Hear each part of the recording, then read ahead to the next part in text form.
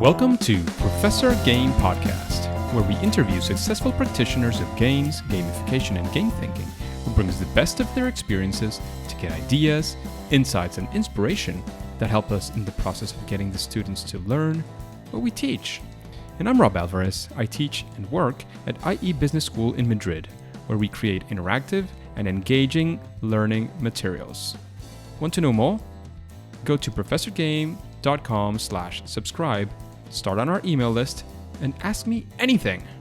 Hey, Engagers! Welcome back to this episode of the Professor Game Podcast. And we have a repeat guest with us today. Very special one, Roman Rackwitz. Roman, are you prepared to engage? Always. Thanks for having me. Welcome back, Roman. And if you want to learn more about Roman, you can go to episode 33. All right. Just click on that or go to professorgame.com, look for Roman, and you'll find this episode with Roman Rackwitz. It's episode 33. There you'll find his full bio. You will find his success, his failures, his methods, everything that you want to know about the typical episode that we have with our guests. But today we are here for a slightly or completely maybe even different reason. We are here because of the manifest. Roman, what is this manifest thing going on about growth gamification? This manifest was, to be honest, there was a time when I had the desire to sit down and try to write down what's really interesting me or what drives me over the last few years in gamification. And I thought that there's something going on right now where I think I'm going slightly different or in another direction than most of the market, I think. And the point was that because all the other directions that gamification is famous for, let's say, for example, like the direction of serious games, or like the category of game-based learning, or reward programs, or whatever, are so dominant, I thought, okay, it's time for me to sit down and try to write down what I think about gamification. And then suddenly it became something like, what I called a manifest. And and the point is the website, right? So the Growth Gamification Manifest website is something that we created out of all the stuff that I wrote down, because of course no one wants to read 50 pages. That is typical. That is normal. We both teach as well, and we know that students never like to read, let alone find something on the internet that is 50 pages long. So that makes a lot of sense. And Roman, would you say, I know that there's sort of many tendencies, so to speak, within gamification, and there's many ways of viewing it. There are some things that at least most of the experts, the practitioners, kind of agree upon that are not good practices. Things like, focusing just on points, badges, and leaderboards. I think there is, at least within the experts and the industry, there is mostly a generalized consensus in the fact that just points, badges, and leaderboards, for the sake of them, is something that doesn't work. But then there are other subtleties that I saw when reading your manifest, right? So what would you say, because you also mentioned this, you felt that you were going in sort of a different direction than many in the gamification world. So what do you exactly mean by that? Or could you give us sort of an overview of what are those points of difference? And maybe even, who knows, we can even discuss about it here. Sure, thanks. So as you already said, I think, and this is just to mention it in the beginning and then we can set it aside, I think that still a huge percentage of our market is focused on these so-called loyalty programs or reward programs. Okay, and this is this extrinsically rewarding people for doing something. And you're totally right. Most people in the industry agree that that's not about gamification, or that even has nothing to do with the engagement in, or the motivation being involved in games. But still, it's something that seems to be very common to use in under the term of gamification. Absolutely. And just to clarify here, when I say points, badges, and leaderboards, that's one form of extrinsic motivation, which is the one that most people agree upon, saying that doesn't work. However, there are some other extrinsic motivators, and we'll get into this, that are not points, badges, and leaderboards, and that have their supporters in to a certain extent, I might be one of them. All right. They have all I mean is extrinsic motivators do have their place. But I think you kind of make a point for, let's just forget about extrinsic and focus only on intrinsic. Is that right? Yeah, it's right. But on the other side, you're totally right. You need extrinsic stuff also. And it's pretty easy to think about it, because the only way to be intrinsic motivated about something is if you're already experiencing the activity and realize that, you would also do the activity just for the sake of doing it and not for something else. Then you're intrinsic motivated. But in order to do so, you first have to get started to do the activity. And for that, you need an extrinsic trigger or motivator. Okay. But the point is that, and this is also what we are doing, we're using, especially in the beginning, we are always using extrinsic triggers or motivators, whatever. But, and that's often, I think the difference is that we now, or not we now, that's not true, because it's not the only right solution, but we believe that after we got the people being involved in something by being extrinsically triggered or motivated to do so, we need to design all the extrinsic stuff out of the system so that they are not overlaying the intrinsic motivators. And this is the other part, I don't believe in sustainable extrinsic motivation, because we get used to it. So if I get an extrinsic reward, it's amazing. But the next time I'm getting the same extrinsic reward, I already know it. I got used to it. So I want to experience more. And if I, as a gamification designer, build up a system that's relying on extrinsic motivators, the point is I always have to give you a little bit more the next time. And that means as the project lasts longer, or the gamification project, that means that I have to offer more and more and more, and you as a user get used to it more and more and more, and so it's a race to the bottom. And so that's about the extrinsic stuff. Okay. And yeah, exactly. So this is why we, for example, I have a principle built in most of our concepts, and this is what we call when we design the concept, we call it reframe rewards as resources.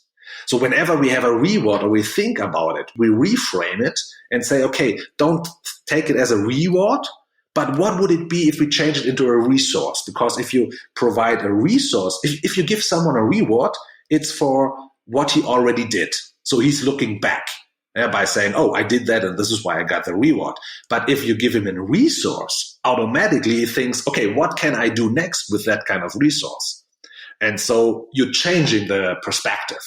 And I think this already helps. Let me try to land this here. And I don't know if everybody is familiar, for example, with games like Age of Empires. Right now I'm playing one which could be kind of similar in a way, which is Clash of Clans on my mobile. If you haven't, it's for free. So this example could be something that kind of suits you. When you're talking about rewards, you were saying, for example, instead of giving you the reward of, points in Age of Empires, which you also kind of get, you're saying, well, what I'm giving you is a resource. So this is a resource like wood or iron or gold or elixir in the case of Clash of Clans, so that you can use it inside the game in that case, which in this case would be something inside your gamification project. Does this make sense for you, Roman? Is that what you're targeting?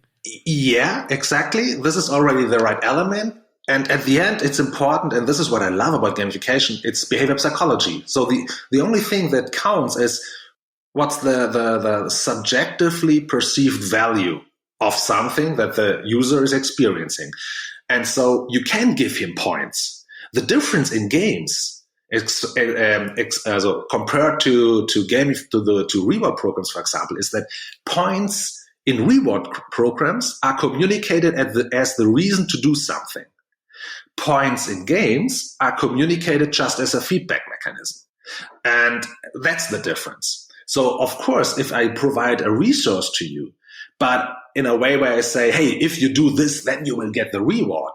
And if that's the only reason, then a resource also becomes an extrinsic element.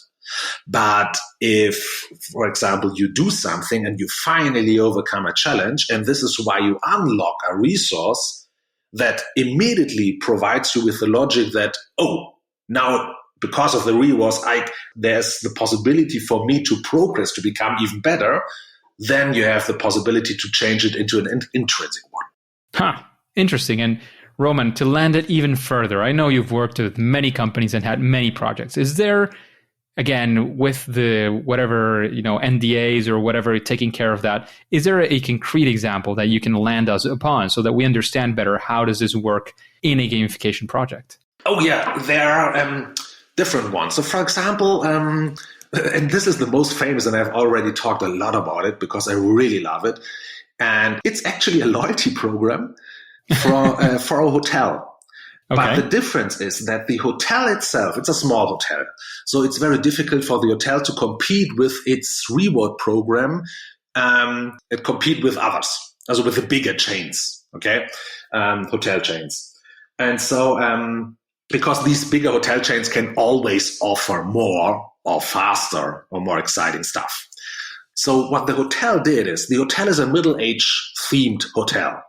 And the hotel itself said, it created a loyalty program where it said, okay, it's not about gold, silver, or bronze or other status, but it's about a king. So you can become a king. But and you still have to spend, and the point is, in the beginning, the basic is still the same. So you have to spend nights, you have to pay for spending the nights. And then if you have spent enough nights or you paid enough, then you will get enough points, and this will provide you to the status of the king, and then you level up. But, and that's the difference, instead of saying, okay, now, and this is what everyone else does, right? So it's just you spend enough money, now you reach the next level. That's this classic standard. What they did is they said, okay, now because you are a king, now you have to prove that you're worth to be a king. And the way how you can do that, and they did it with a nice description in a letter, and it was very authentic because the owner of the hotel are very well known for doing good, social events and whatever, spending a lot of money or collecting toys for children hospitals and so on. And so what they did is they said, okay, now because you are a king, now you have to prove that you're worth to do it. So what the members did is they for themselves, they thought about it as a resource. Now they have the role, okay? It became a resource because of the story. And so they said, okay, they proved, for example, with letters or with photos, with videos, or with a bank account, how do you say that? Copy of your bank account, that they spent money, or that they worked at open tables, or that they collected toys by themselves and sent it to children hospitals and so on. So the point is, they use that kind of unlocking being a king as an excuse now to put more effort into something like being good, doing something good for others. And this is what they always wanted to do. But now finally they found the time because the hotel gave them the role to do so and the task. And so the interesting thing here is that so if you would go to someone and say, hey, we have a way to improve your reward program. Do you know what? We make it more difficult for your customers to progress, to level up. Everyone would have said, are you kidding me? And what the hotel proved is that intrinsic motivation, or what we really like about an activity like games, sports, and hobbies, is not that it becomes easier, but it is that we finally have an opportunity to become better in something. And resources are most often just also something like a trigger or an earned way to be able to challenge yourself even harder. And we all know that if we get a reward, but it's not on a silver plate, but we had to work hard for it, we value that much higher. And so it's less about, okay, what's the next reward, what I can get, and we get used to it. It's not about that anymore, but now it's about, okay, I just proved that I can be a king, so what's the next challenge? Let me know. Interesting. That's very interesting. And I'm sure that many people were saying that. But here's a difficult question, Roman. Of course, I find that super exciting, especially I like the mission of, becoming a king. And that means you can do things for other people as well, which is, absolutely amazing. I mean, there's no other word for it. The only question is, of course, if you don't, what if somebody says, look, you know what, I don't care, I'm not going to do anything. Do they lose a status? And if so, do you think that the hotel sort of lost potential interesting people? Like, how is that balance there? Like, yeah, we ask you to make more effort. Of course, some people are going to say, I'm not going to make more effort. How's that relationship, and how do they justify themselves internally?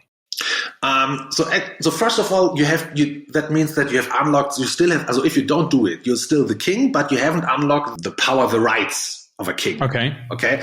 And the point is that, and this was something that I was really fascinated working with that hotel, is that the director himself, he was totally aware of that kind of risk. But he said by himself, so we have two problems with reward programs. The first thing is that if it works, it only works because I'm bribing someone. So that means, so the question is, do I want to have these kind of customers in the long term? Okay. And then he said, no, I don't. It doesn't help me. And we know, and this is something that I'm really fascinated about, the whole industry of reward programs knows by science that rewarding doesn't change your buying behavior. Okay. And so we could go totally deep into now the whole logic or reason why we're still using reward programs or not. But this is the first thing. And another thing is that he said that even if it works, so even if I have a reward program that keeps people here, the problem is they get used to it. So the point is, if I'm creating a successful, classic, extrinsic, motivated reward program, at the end, I have to pay for it with my margin. And so this is also not the right thing. So he said he would, in the long term, in the short term, he lost customers with that. Okay. In the long term, he earned these kind of customers who were eager to stay with his hotel because of the community of people that he created around his reward program, his loyalty program. And by doing good, all the people having that kind of status, they know that, the others are also doing the good stuff, also social motivated. And what he really achieved, and this is what's the best stuff of all, he totally changed the game. Before, it was a playing field of a classic reward program where only that kind of hotel wins, that is offering the best product, so the best reward, and he's paying for that.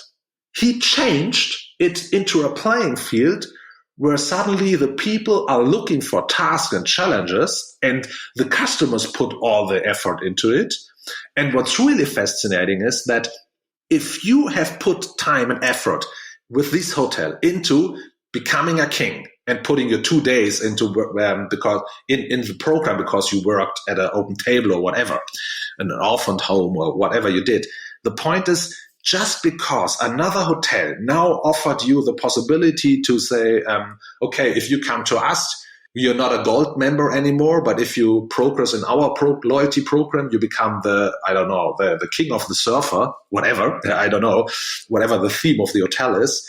The point is that the person who did it with our customers hotel, they know that, okay, if I change to the other hotel, everything I did before to become a knight is gone. So I had to start from the beginning again. This is the reason why people are still playing World of Warcraft, even if World of Warcraft is not the best game anymore. But they put 10 years of time and effort into developing the avatar. They are proud of it. It shows some kind of, looking at the avatar proves them the whole effort they put into it, the whole journey by just looking at the avatar, and you don't want to lose that. That makes a lot of sense. I completely agree. And I love the fact, especially you were saying at the start, it's not the huge, massive, biggest hotel chain. Because if you're that one, maybe what you want to do is get as many people as you can because you need to fill so many rooms. Maybe if you're in the mid or even, smaller range, maybe it does make more sense. You don't want just any customer. You probably don't have that many rooms to have everybody come in. And you are not, already necessarily the established brand. You're saying, look, I want my piece. I want my niche. And that's what I wanted to get to. You're actually targeting a specific group of people. Exactly. And you're targeting those people, and you're making those people your absolute fans, or that's at least what you're targeting. That's what you're going for. Exactly. So I really enjoyed that. I was just challenging to see what was the reasoning, and again, of course, it is, as I've said this several times in the interviews, it's like finding the perfect client, right? You don't always get the perfect client. Exactly. It's not always going to be that guy who says, "Oh yeah, I can lose some customers. That's fine." To gain that in the long term, having that long-term look can be very difficult for some companies. Exactly. And this is, from my point of view, that's the challenge of our industry, because creating a game like, let's say, fascination or fascinating experience or whatever is always about time, because it's about a journey. You like a game, or you're fascinated about your hobby or whatever, because you know where you started from and where you are now. So we need that kind of time to create that journey, even if it would be possible to make it faster.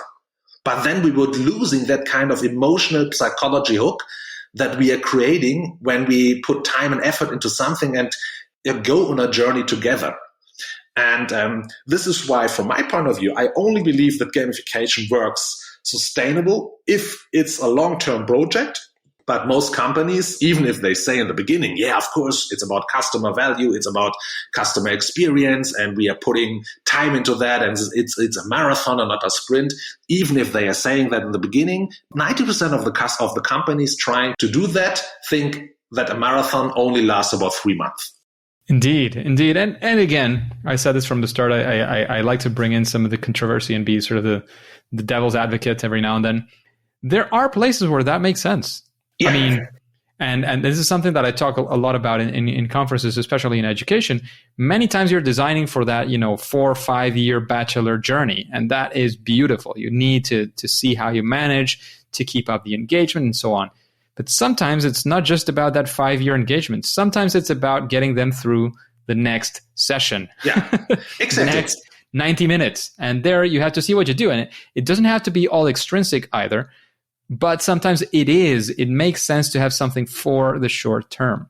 So there are situations for each of them. The main thing here is, and what I'd like to take away from that is, many times when you say, we're in it for the long term, and they say 3 months, well, probably the long term is the company's sustainability. The company's sustainability is not the next 3 months, it's the next 10 years. When you're talking about organizations, the view of long term is really long term. You want to be there for the long run. You want to pay the next payroll, but you want to pay the one after that as well. And you want to continue to grow, and so on and so forth. So that view has to be there. That is fundamental, crucial, and super important. So thank you for that, Roman. Just a quick break before we continue with this episode. If you've been enjoying this podcast, I would really appreciate if you share it with your friends and family and on social media. On Twitter and Instagram, it's @RobAlvarezB and the hashtag ProfessorGame, all one word. And in Facebook, you can find the Professor Game page. Thanks in advance for your engagement. I'm taking a look at the webpage. There are you have the intention, the why, the what, the how. Then you have the 6 basic principles, and you have the guidelines. Again, we already talked about the general principles of, the whole idea behind intrinsic motivation versus extrinsic. We saw examples in a game that I gave, and I tried to do my best on that one for sure. Then we had a fantastic example in the hotel. We got a difficult question. If we want to go deeper, a little bit deeper, Roman, what would be next? If we want to, go deeper into this intrinsic motivation and this growth gamification, as you like to call it. So the point here is, so we spent a lot of time now for the reward program example. But the point is, there's another difference that I see. And from my perspective and experience, and it's really only my personal experience, so it's very subjective. But the point is, I would say that 95% of gamification projects or people that I'm talking with are either way focused on reward programs, that what we have already talked about, or are focusing on game-like scenarios, like serious game, like game-based learning, like simulations, like marketing games. Okay? So the point is, these are all approaches where the user knows that now he's sitting down and playing a game. Okay? So most often, if companies are using gamification, at the end, there's something that looks like a game and feels like a game, obviously. Okay. And this is only one side of the coin, I would say. And the other side of the coin would be I take game mechanics and put them into their daily activities. So they are still doing their job. They're not sitting down and playing anything. They are doing their job like always, but now it feels suddenly perhaps more native, more intuitively, more whatever. But they would never say, oh, I played a game. They would just say, yeah, my job now feels just better. And that's the other side. Okay. And from my point of view, 95% is on the side where we're developing something where the user knows exactly that he's playing a game.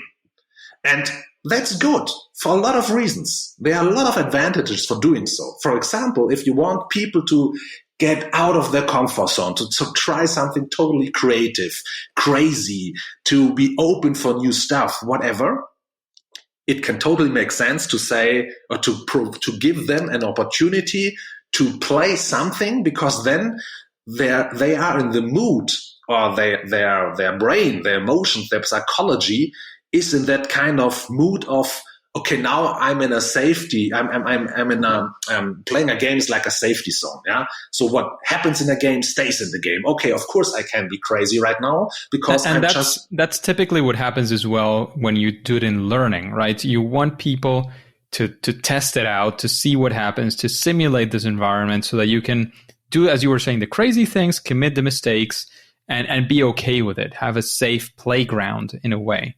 This happens pretty often in education, and this is pretty desirable often as well in education, right? Yeah, the point is, probably you're right.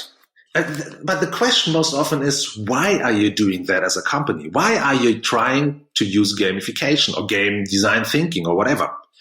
The point is, most often, you want to do it because at the end, these people should take whatever they learned in the game or whatever it was. I don't know. Whatever they experienced, you want them to use that kind of learnings in their reality, right? Yeah. So the problem is, just because you did something in a game, like scenario, and just even if you said, hey, it was perfect, that was the right thing to do, it was crazy, but it was right. Even if you have that kind of learning, it doesn't mean, and most often that's the case, it doesn't mean that when you shut off the game, and you go back to your desk, you don't think that, okay, it's still, most often you think, okay, now I'm back in reality. Here are rules different. Okay. So the mindset, the psychological, do you say that this way? I don't know. Yeah. That mindset is totally different. You switch over again to, okay, now back to reality, now back to my serious work. And suddenly what you have just learned inside the game doesn't count anymore. So the point is, so this is the disadvantage. So the advantage is, if you play a game, I can make you totally off and crazy thinking, whatever. The disadvantage is it's so difficult to transfer that kind of learning into reality because the user's thinking is a different one. Okay, it's about context. No, for sure. There you're thinking more about changing the behavior or changing something that they're actually doing. And again, I'm just putting the counter example to make sure I'm understanding it right. Because, for example, one thing that we use a very nice simulation at the business school is to understand the concept about supply and demand. So they do something with trading in futures. It's called making money on oil. Yeah. Fantastic. It works pretty well. And the thing is, it sort of has that break point of, oh, now I understand how this works. Yeah. If you want to apply it later, it's sort of up to you. Then you can apply it in many other situations. But that initial point of how does this actually work and how can I experience it, experiment with it, it's sort of taking them out of the classroom, not grading them for this, not paying, increasing or lowering their pay for this. So it's sort of completely risk-free is an advantage to crack the code. Of course, once you crack the code and you get into the job and you want to utilize this, there might be a barrier, as you were saying, in how do you do it every day. If it's, for example, if it's organizational change, as we all probably know, it's not just about, knowing how good the change is and should be. It's about actually doing the change, right? Yeah. And that is hell. It's difficult. It's really difficult. So you want to do something like what Roman is saying, apply this in a way to guide the behavior towards them doing that in their everyday, right? Exactly. The point is that I always say, if content is king, context is God. Okay? So the point is, it doesn't matter what you learn, and that's the content stuff. As long as the context, so your actual work environment, is telling you something different, you forget about what you just learned and you behave what's better for you in the context, in the actual context of your work environment. Okay? Of course. So these kind of simulations in school, in college and university are amazing to explain theories and then to let them experience it. The problem is, at the end, they don't care, and I really believe that. And I'm also teaching at the business school. But they don't care what they learned in school compared to what they try to observe and adapt if they go into the office of their new employer. The first thing they do is, okay, how are things going here? What are the rules in that kind of environment? Oh, for sure. And they will behave like that. So the question is, for me. And it still happens. You have a gamification project. Everybody's supposed to be fully in, but then the culture of the company goes in the exact opposite direction. Exactly. And maybe their managers are not all in. So you do this whole thing and it falls down, not because the project didn't work, but because the company didn't really want to do that. Exactly. They were just doing this to fulfill or there was this guy who was very convinced, or this girl who was very convinced, got the project through, but the rest of the people or even leadership was not really convinced, so the company didn't shift, right? Exactly. So the point, what I'm really fascinated about is, instead of trying to build something that is a game, or let's say like a serious game, a game-based learning, whatever, as I said, there are perfect situations where that's the right tool to do. But I'm much more interested in to find out, why are they not behaving the way that they should behave, or everyone wants them to behave in the actual working environment? So what can I change there? And then can I change it with something like game mechanics or whatever to introduce the game behavior psychology into the actual working environment? Because I believe that we are homo ludens. Okay? So I think that, and this is where the growth gamification comes from actually. I believe that the only reason why all over the world people are voluntarily doing activities like playing games, no matter if it's video games, board games, whatever, doing sports, doing music, and performing a hobby, whatever. The only reason why we are all doing that voluntarily is because these kind of activities are built much more natively for us homo ludens. Yeah, it's the perfect, these are the best situations in the world that we can experience that are matching our, let's say, natural behavior best. Okay? And the point is, if I want to have employees or customers, whatever, that are experiencing with my company, or that have an experience in the most natural way, the thing is, of course, I would try to look at these kind of activities like games, sports, and hobbies, and try to find out why are these kind of situations, context, much more engaging, and then how can I redesign my actual real processes so that at the end I don't even need something like serious games or game-based learning or whatever, because I have already introduced it a little bit, of course, a little bit in my actual real life processes, whatever.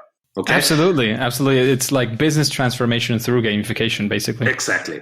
And because the people don't realize that they are playing a game, because for their subjective experience, they are still doing their job.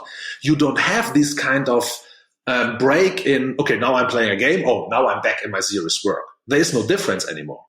And this is what I really love to do. The problem here is that I actually try to avoid design stuff that looks like games.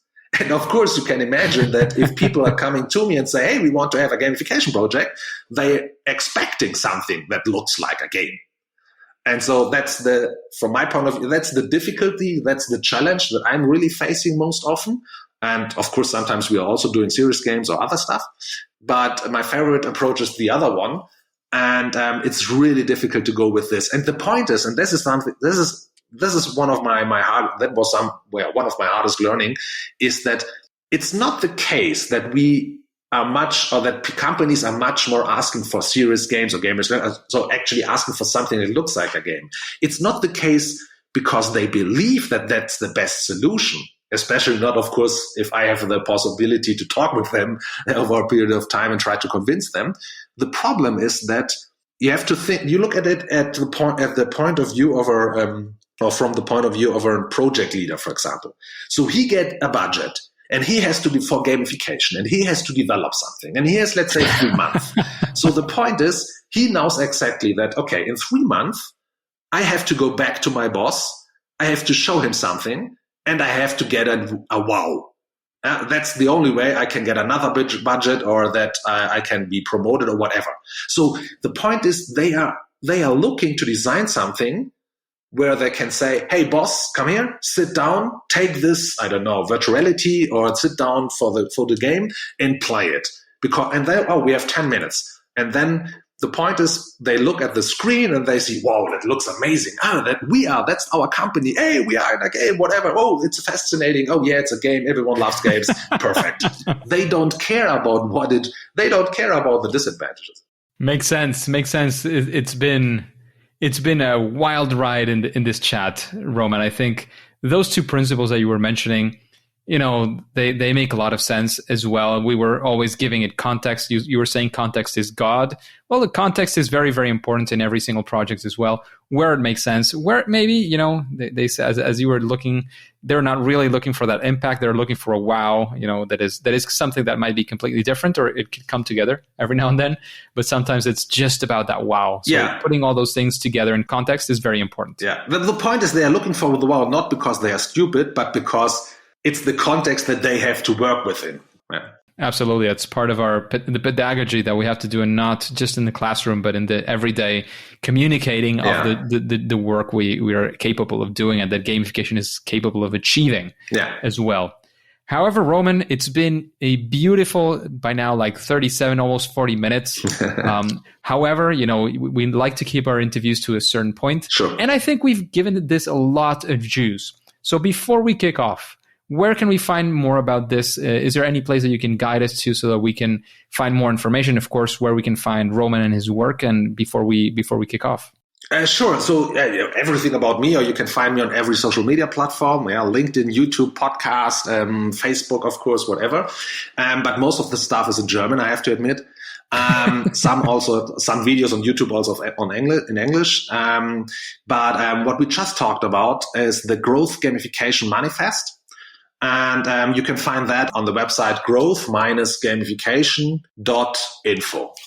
And this site is in German and in English, and so you can find everything there. Sure, we will definitely put that as well in the show notes so that people can go there, find that juice, find that manifest right there. And thank you again very much, Roman, for having this chat. I think it was a subject that we could take out some juice from and certainly give some inspiration to the engagers. However, at least for now and for today, it is time to say that it's game over. Engagers, it is fantastic to have you here.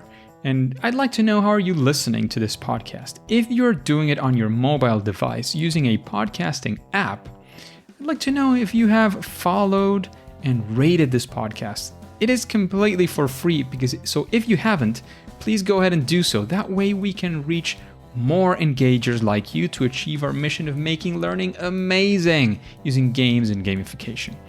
If you want instructions and you want to know a bit more of a know-how, all you have to do is go to professorgame.com/iTunes. And remember, please subscribe or follow using your favorite podcast app and listen to the next episode of Professor Game. See you there.